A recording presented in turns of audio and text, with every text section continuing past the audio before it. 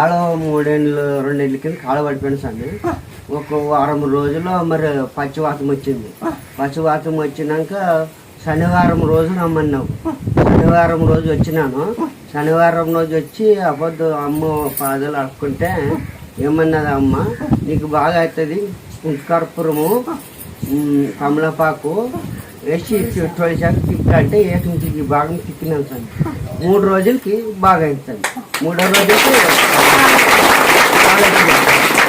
రోజులకి కాలేజ్ 3 రోజులకే కాలేజ్ వచ్చినాం సార్. అప్పుడు ఇంటి మాటగా నడుతుండా లేలాను. ఇప్పుడు ఇట్లా కింద కూర్చుంటాను, పైకి లేస్తాను, కింద కూర్చుంటాను, పైకి లేస్తాను.